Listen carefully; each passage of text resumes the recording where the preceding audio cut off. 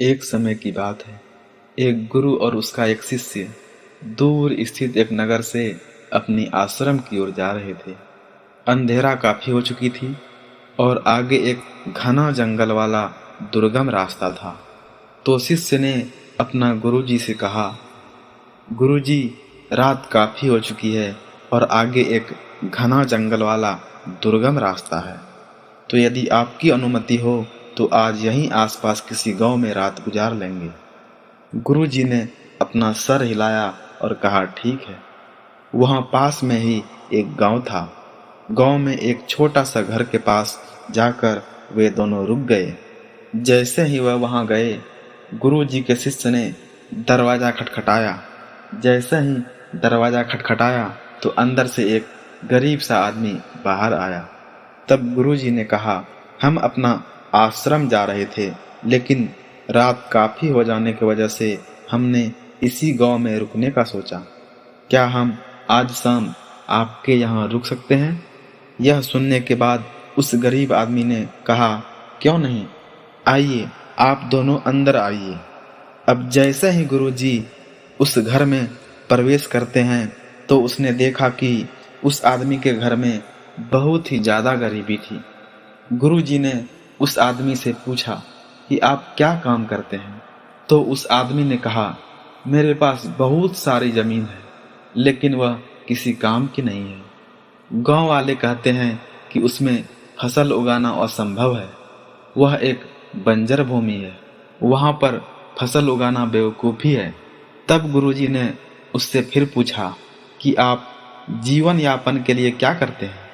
तो वह आदमी बोला, मेरे पास एक भैंस है जिससे किसी तरह से मेरा गुजारा हो जाता है। गुरुजी उस आदमी की सारी बातें सुनने के बाद सो जाते हैं और आधी रात में जब सब लोग सो रहे थे तब वो अपने शिष्य को जगाते हैं और उस गरीब आदमी की भैंस को लेकर अपनी आश्रम की ओर जाने लगते हैं।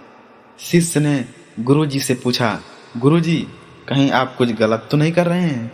वह आदमी बहुत ही गरीब है और उसका रोजी रोटी का एकमात्र साधन यह भैंस है।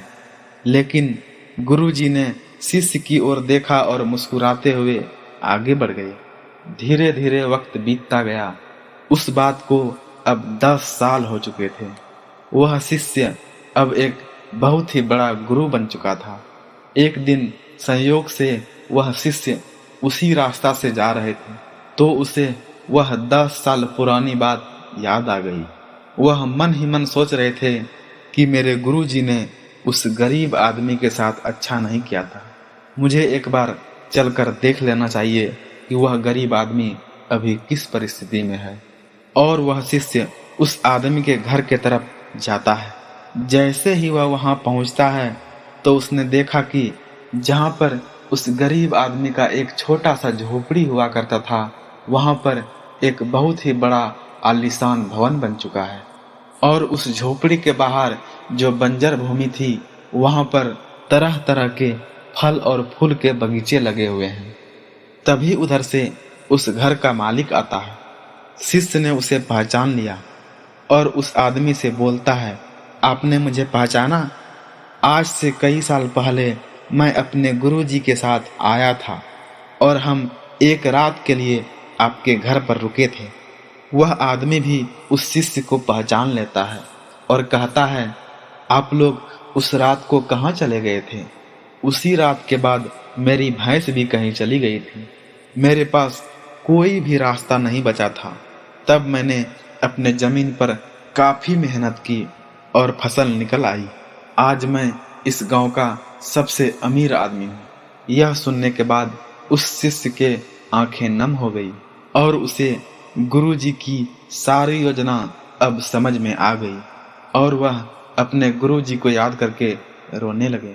तो दोस्तों, हमें इस कहानी से यह सीख मिलती है, आप जिस भी काम को करें, लेकिन यदि उस काम के प्रति आपके अंदर जुनून है तो आप जरूर सफल होंगे।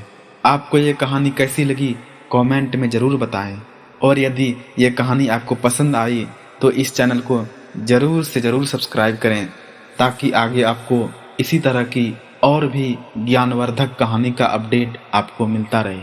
Thank you.